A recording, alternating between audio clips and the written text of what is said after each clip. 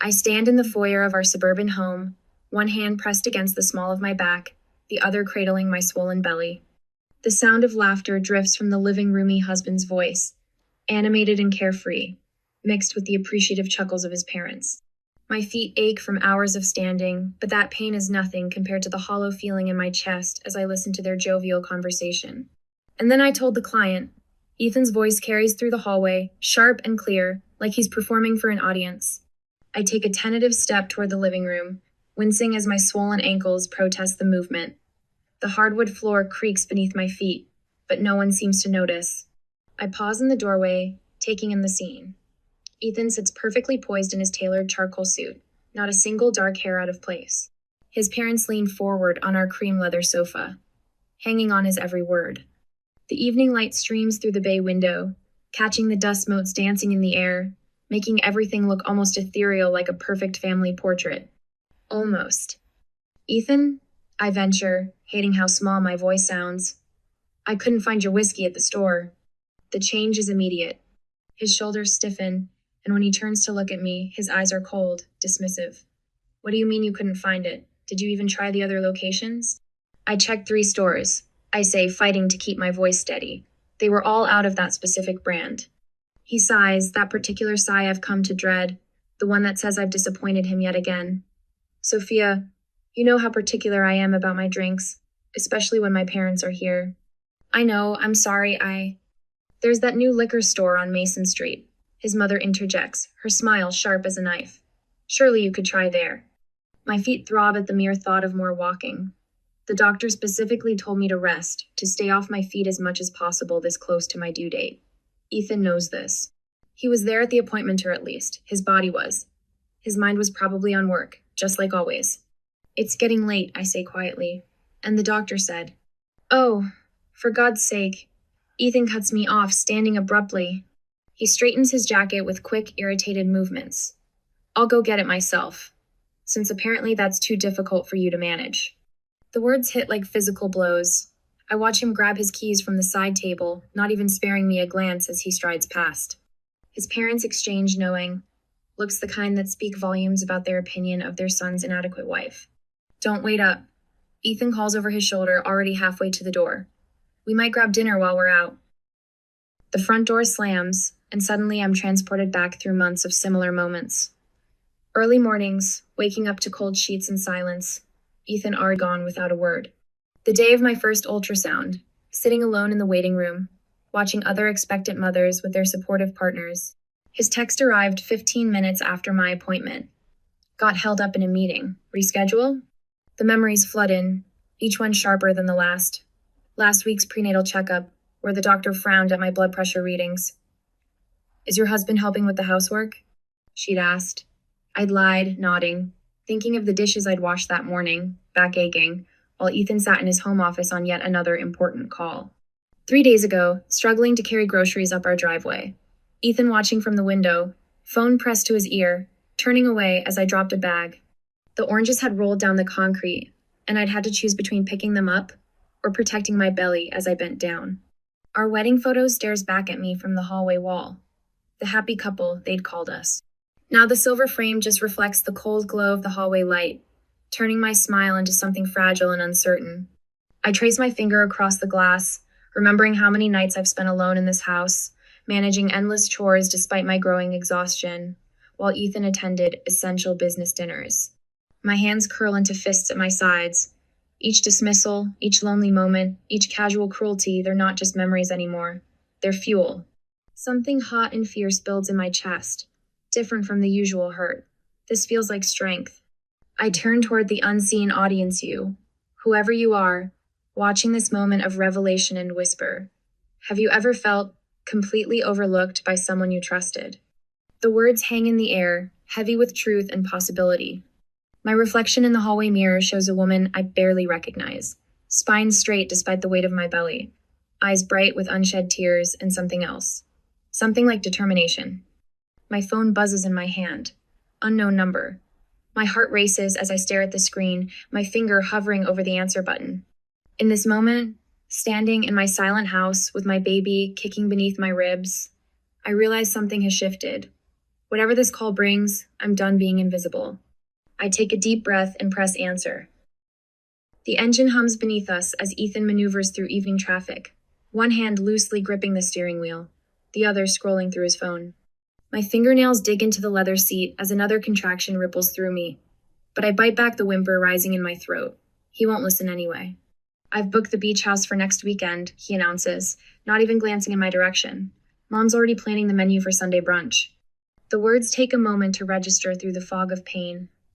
Next weekend? My voice comes out thin, strained. Ethan, I'm due in less than 2 weeks.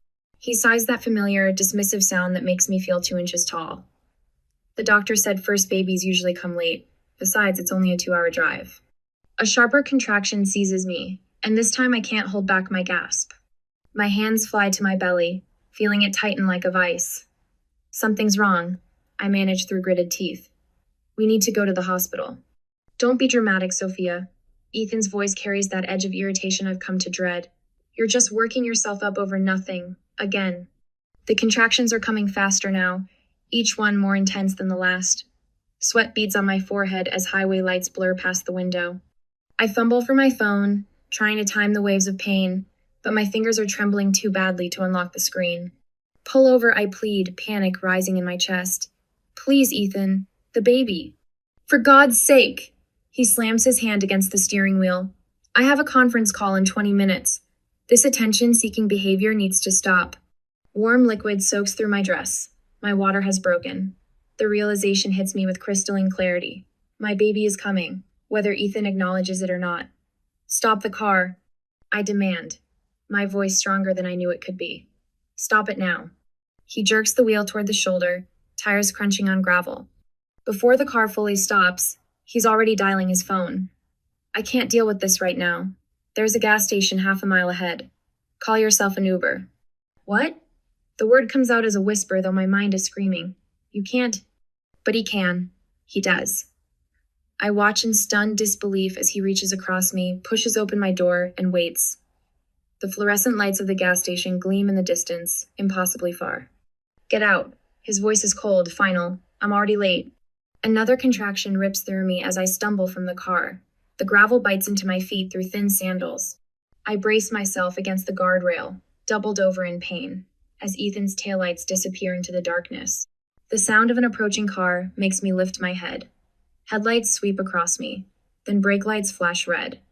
A car door slams. Oh my God, Sophia? A familiar voice cuts through my haze of pain. Mia, my neighbor, rushes toward me, her face twisted with concern. What happened? Are you in labor? I try to answer, but another contraction steals my breath. Through tear-blurred eyes, I see Mia's phone in her hand, already recording. She must have been filming something else, but now her camera captures the last glimpse of Ethan's retreating car, the empty shoulder of the road, my obvious distress. He left me. I choke out, the reality of it hitting me like a physical blow. He just left. I'm calling 911. Mia's arm wraps around my shoulders, steadying me. Her other hand still holds her phone, unknowingly documenting every moment of this betrayal. And then we're going to make sure everyone knows exactly what kind of man Ethan Carter really is. The wail of approaching sirens pierces the night. I lean into Mia's support, one hand cradling my belly, feeling my baby's movement beneath my palm. Something shifts inside Mena, just the baby, but something deeper. The fear and shock are still there, but beneath them burns a new emotion.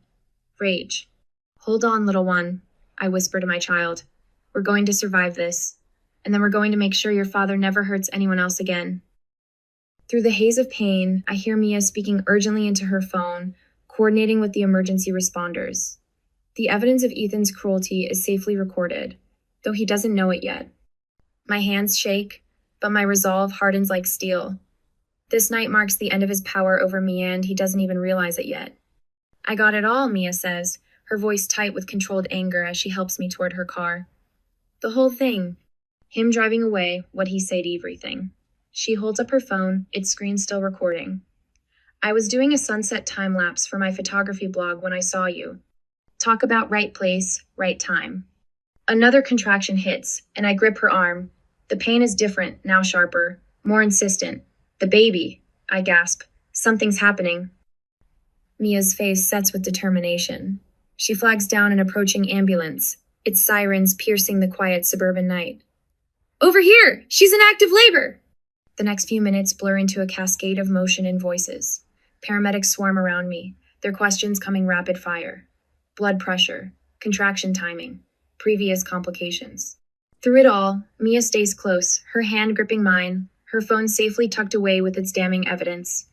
I'm coming with you, she insists, as they load me into the ambulance. To the paramedics, she adds, I'm her emergency contact, her husband. She catches herself, but I hear the disgust in her voice. The ambulance races through darkened streets, each bump and turn intensifying my pain. But something else builds alongside Ida fierce, unexpected strength. I think of Ethan, probably sitting in his pristine office by now, smugly conducting his conference call while I fight through labor alone. Number not alone. I look at Mia, this neighbor who's become more family to me than my own husband. What would you do? I ask her, my voice surprisingly steady despite another waves of contractions. If the one you trusted let you down at your most vulnerable moment. She squeezes my hand, her eyes glinting with a mixture of compassion and steel. I'd make sure they never had the chance to do it again. She pulls out her phone, showing me the video she captured. On the screen, Ethan's car speeds away, his callous words perfectly audible in the night air. And honey, we've got everything we need to make that happen. I close my eyes as another contraction builds. But this time, the pain feels different. This time, it feels like power. Like the beginning of something, not just an ending. Somewhere in this city, Ethan sits in his clean, ordered world, not knowing that its foundations are already crumbling. Let him enjoy his perfect image while he can. The truth is safely captured, waiting like a loaded gun, and soon everyone will know exactly who Ethan Carter really is. I sit in my living room, watching Ethan's performance on the local news. He stands at a polished podium outside his company headquarters, every hair perfectly in place, his navy suit crisp despite the humid Atlanta afternoon. The sight of him makes my stomach clench. These allegations are completely unfounded, he says, voice steady and practiced. My wife's situation has been greatly dramatized by social media. I've always been a dedicated husband, and soon, to be father. Elijah stirs against my chest, and I adjust him gently. My newborn son seems to sense the tension in my body, his tiny fists clenching as Ethan's voice fills our home. A notification pings on my phone, another community message board post about the Carter family scandal. The headlines are spreading faster than Ethan's crisis management team can contain them. Local business leader abandons pregnant wife. Atlanta entrepreneur. Under fire for negligence, asterisk. Turn it off, Mia says from beside me, reaching for the remote. You don't need to watch this. But I can't look away. Ethan's mask is slipping. I see it in the tight set of his jaw, the slight tremor in his hand as he adjusts his tie. For the first time, others are seeing what I've known for months. The carefully constructed facade hiding a heart of ice. The community remembers your generous donations, a reporter calls out. But witnesses say you left your wife on the side of the road during active labor. How do you respond? Ethan's smile doesn't waver, but I recognize the dangerous flash in his eyes. A complete misunderstanding. My wife was simply overwrought, and the television clicks off. Mia stands in front of me, arms crossed. Enough. We have work to do.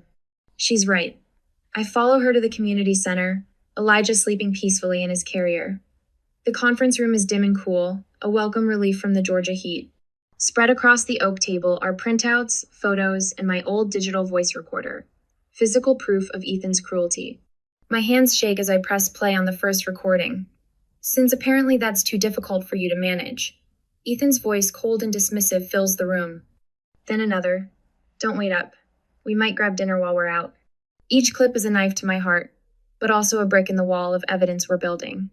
Our neighbor Tom's written statement about finding me struggling with groceries. The security camera footage from our driveway showing Ethan watching, unconcerned, as I nearly fell. The doctor's notes about my dangerously high blood pressure, her pointed questions about support at home. This is more than enough, says Karen, a local advocacy lawyer who's joined our cause. The pattern of neglect is clear. But it's not just the evidence that's changing. With each replay, each witness statement, something shifts inside me. The pain doesn't disappear. It transforms, hardening into determination. I'm no longer the woman who apologized for failing to find the right whiskey. I'm becoming someone else, someone stronger. The community center fills with more allies as the afternoon progresses. Mia takes charge, directing everyone with quiet efficiency. At a large whiteboard, she maps out our strategy, press releases, legal filings, community outreach events. Each person brings unique insights. Mrs. Chen from the corner store knows every local gossip channel. Robert from Neighborhood Watch has connections with law enforcement. And Karen understands the intricacies of family court. We need to coordinate our timing, Mia says, uncapping a red marker. Hit him from all angles before he can spin more lies. She draws arrows connecting different initiatives, creating a web of resistance that makes my breath catch. This is no longer just my fight, it's become a movement. Local business owners pledge to withdraw support from Ethan's ventures. The president of the neighborhood association suggests an emergency meeting to address community safety concerns. Even the pastor from Ethan's parents' church quietly offers testimonials about his observed behavior. The truth has a way of surfacing, Mrs. Chen says, her eyes fierce with protective anger. We just need to give it a little push. I stand before them, my heart pounding with a mixture of gratitude and determination. How far would you go to reclaim your dignity? The words escape me before I can think, and the room falls silent. That's when Sarah, Ethan's former assistant, steps forward. Her hands tremble as she places a sleek laptop on the table, but her voice is steady. There's something you all need to see. She opens a folder labeled EC Private and turns the screen toward us. I've been documenting everything for months. Board meeting recordings, email threads, bank transfers, the abandonment during labor. That's just the tip of the iceberg. My breath catches as I scan the first few documents. Email chains revealing Ethan's systematic manipulation of company funds. Calendar entries showing business meetings that were anything but professional. Voice memos where he openly mocked my pregnancy concerns to his colleagues. He has no idea I kept copies, Sarah says quietly. He thought he'd cleaned everything when he had it-wiped my work computer. The room erupts in murmurs as people crowd around the laptop. But I'm frozen, staring at the screen, remembering all the nights I spent alone while Ethan claimed to be working late. All the times he dismissed my concerns about our dwindling savings. All the lies. This changes everything, Mia says, her expression fierce with triumph. He won't be able to talk his way out of this. I look down at Elijah, still sleeping peacefully in his carrier, then back at the determined faces surrounding me. For months, Ethan made me feel small, invisible, crazy for doubting him. But now, surrounded by allies and armed with irrefutable evidence, I feel something new stirring in my chest. Power. It's time, I say, my voice stronger than I've ever heard it. Show me everything. My hand trembles as I adjust the microphone. The historic brick walls of the Centennial Community Center loom above me, witnesses to countless community gatherings, but none quite like this. Hundreds of faces stare back at me from the audience, their expressions a mix of curiosity and anticipation. Behind them, the red lights of multiple news cameras blink steadily, ready to broadcast my truth to the world. Thank you all for coming, I begin, my voice stronger than I expected. Mia stands to my left, a silent pillar of support. My son Elijah sleeps peacefully in her arms, blissfully unaware that his mother is about to shatter his father's carefully constructed world. I take a deep breath and press play. The video fills the massive screen behind me. Even now, months later, watching the footage makes my chest tight.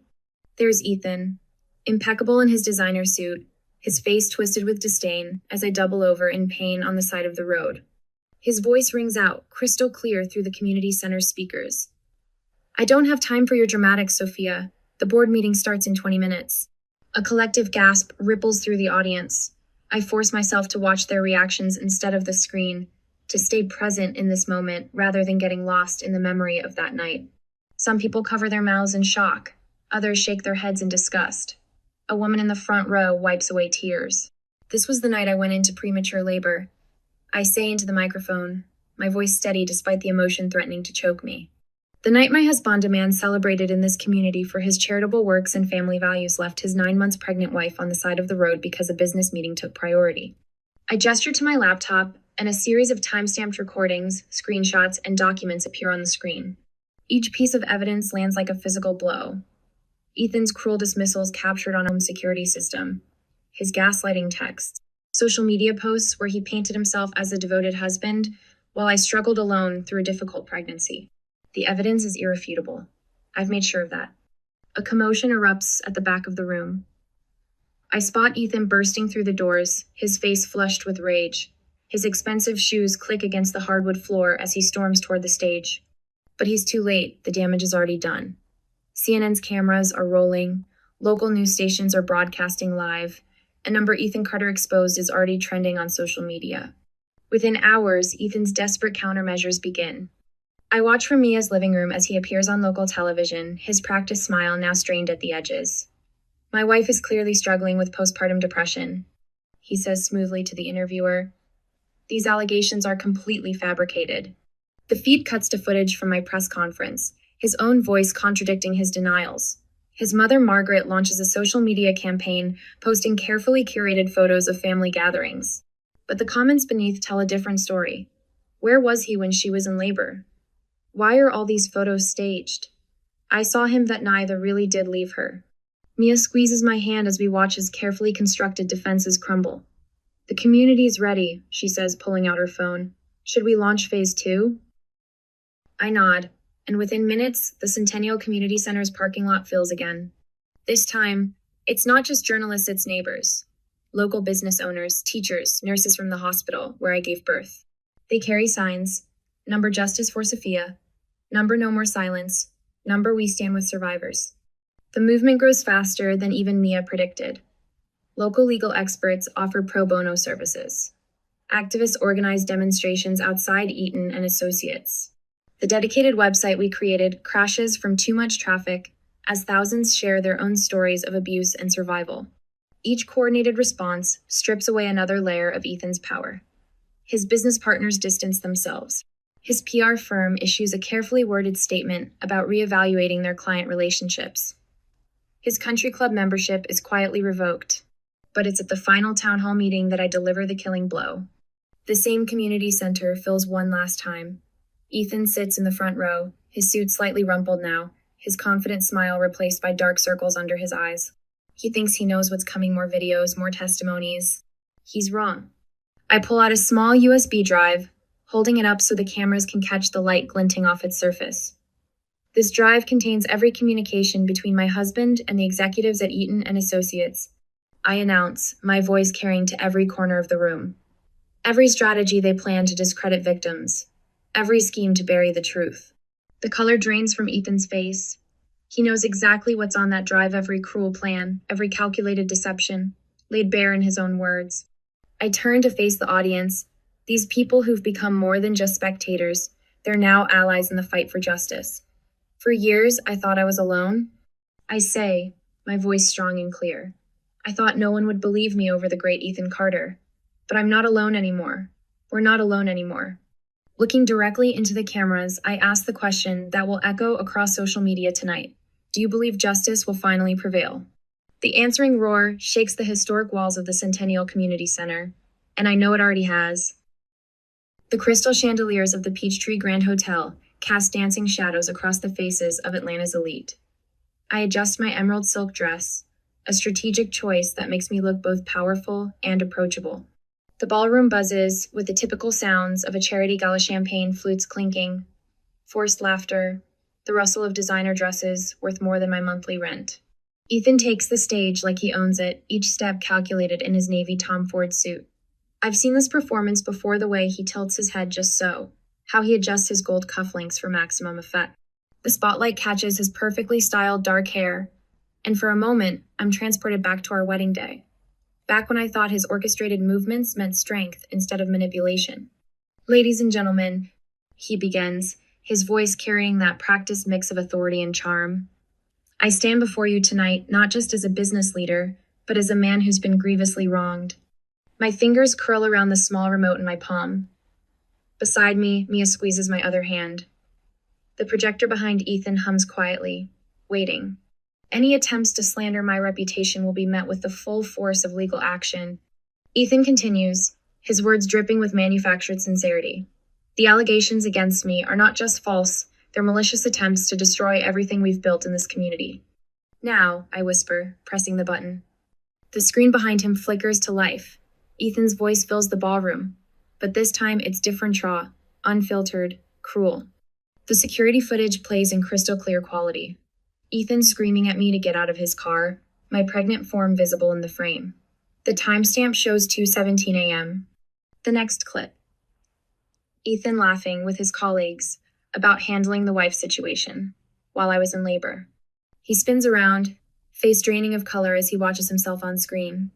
The audience's murmurs grow louder, more urgent. I stand, moving toward the stage with measured steps. You want to talk about slander, Ethan? My voice carries across the suddenly silent room. Let's talk about truth instead. More evidence floods the screen bank statements, showing his systematic financial abuse. Text messages revealing his coordinated gaslighting campaigns. Medical records documenting my stress-induced complications during pregnancy. Each piece lands like a physical blow, dismantling his carefully constructed facade piece by piece. These aren't allegations, I continue, my voice steady despite my racing heart. These are facts. Facts that show exactly who you are when the cameras stop rolling. The crowd's reaction is visceral. I see Mrs. Henderson, his biggest client, press a hand to her mouth in horror. Senator Wright, his golf buddy, slowly shakes his head. The community leaders who once hung on Ethan's every word now lean away from him, as if his presence has become toxic. You're twisting things, Ethan snarls, but his composure cracks. His hands shake as he grips the podium. This is clearly edited. Is it? I pull out my phone, turning up the volume. His voice fills the room again. Get out.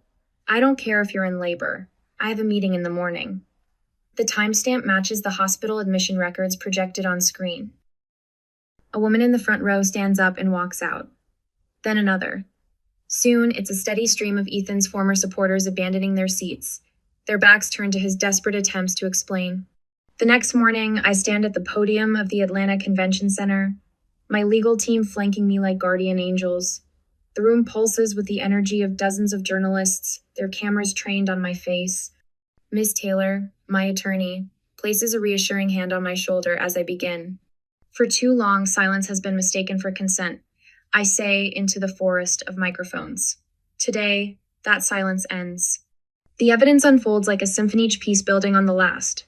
High-definition security footage from our neighborhood shows Ethan's pattern of neglect. Audio recordings capture his casual cruelty. Financial records reveal his systematic attempts to keep me dependent and isolated. Judge Robinson's ruling comes down like thunder 3 days later. I sit in the front row of the courtroom, spine straight, as she speaks the words that will reshape my future. In light of the overwhelming evidence, she declares, her voice sharp with barely contained disgust, this court finds in favor of the plaintiff. Mr. Carter's actions represent a clear pattern of emotional and financial abuse. The gavel strikes.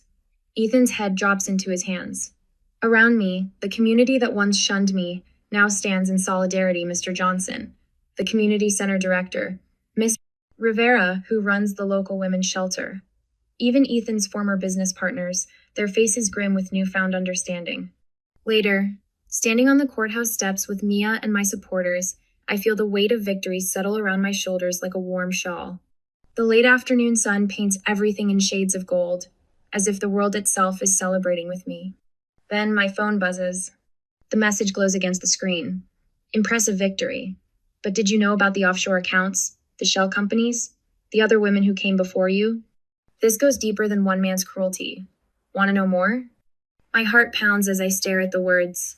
Around me, reporters call out questions. Cameras flash. Supporters celebrate.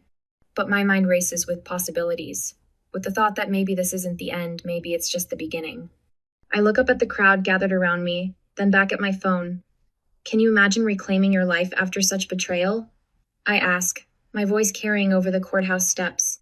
The question hangs in the air, both an ending and a beginning, as I press my thumb against the screen and type one word. Yes. The first rays of sunlight paint the Atlanta skyline in shades of amber and rose. I stand on my balcony, fingers curled around the smooth metal railing, watching the city wake. My new home isn't as grand as the suburban prison I left behind, but every inch of this space belongs to me. Every decision, every decoration, every moment mine. The morning air carries the scent of flowering dogwoods and fresh coffee from the cafe downstairs. A gentle breeze stirs my hair, and I close my eyes, letting the warmth seep into my skin. The weight that used to press against my chest, that constant pressure of trying to be perfect, of walking on eggshells, it's gone. My hands find the framed photo on the small bistro table, the glass cool against my fingertips. The picture captures a moment from last month's community gathering. Mia's arm around my shoulders, her brother Daniel's quiet smile in the background, and my standing tall, Elijah balanced on my hip. The joy in my eyes is real, unforced. No carefully constructed facade, no desperate attempt to maintain appearances. The city below comes alive with purpose. A delivery truck rumbles past. Morning commuters stream toward MARTA stations, and somewhere nearby, a car horn offers a staccato greeting to the day. I breathe in deeply, tasting freedom in every inhale. Inside the Centennial Community Center, sunlight streams through tall windows, creating halos around the faces of the women gathered here. My story flows easier now, though my hands still tremble slightly as I gesture toward the projection screen. Images flash behind the scenes from a life I barely recognize anymore. That woman, I say, pointing to a photo of myself from before, hunched and uncertain in an expensive dress that feels like a costume now. She believed love meant sacrifice. That strength meant silence. My voice carries clearly through the room, steady and sure. She was wrong. Heads nod in understanding. Some of these women have stories that mirror my own. Others are here to learn, to recognize the signs, to understand how to help. In the front row, Mia beams with pride, her presence a reminder of that first crucial moment when someone finally saw me.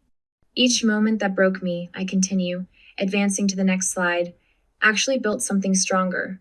Every dismissal, every lonely night, every cruel word, they became stepping stones.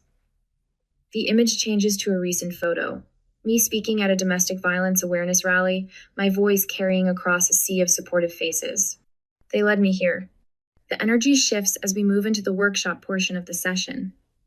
At a table near the window, I notice a woman, Cassandra, according to her name, tag-dabbing at her eyes with a tissue. Her hands shake as she tries to complete the therapeutic art exercise we've provided. Without hesitation, I make my way to her side. It feels impossible now, I say softly, settling into the chair beside her.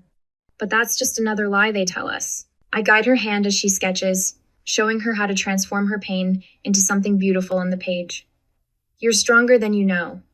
A movement catches my eye, Daniel, Mia's brother, slipping quietly into the back of the room. Our eyes meet briefly, and his smile sends a warm flutter through my chest. It's too soon, we both know that. But there's something comforting in the way he looks at Minot, with pity or judgment, but with genuine admiration. He sees me as I am now, whole, strong, unbroken. As dusk settles over the city, I stand on the rooftop garden of my building. The lantern Mia gave me sits on the ledge, its soft light a beacon in the growing darkness. To guide you home, she'd said when she presented it, though we both knew I'd already found my way. Below, the last few attendees from today's support group mingle in the courtyard. Their voices drift up to me, carrying stories of survival, of hope, of transformation. I lift the lantern, watching its light dance against the deepening purple of the sky. What does freedom look like to you? I whisper to the city spread out before me, to the women gathering their strength below, to anyone who might be standing at their own crossroads tonight. The question hangs in the air, mingling with the soft music from the courtyard and the distant hum of traffic. My reflection in the rooftops' glass doors shows a woman I'm finally getting to know spine straight, eyes clear, heart open to whatever comes next. The lantern's light catches in my hair, creating a soft halo effect. I smile, recognizing the symbolism Mia intended with her gift.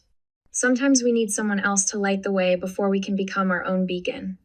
The city lights twinkle below, 1,000 tiny stars mirroring the ones emerging above. Each one represents a story, a struggle, a triumph. Mine is just one among many, but it's mine. Finally, completely, mine.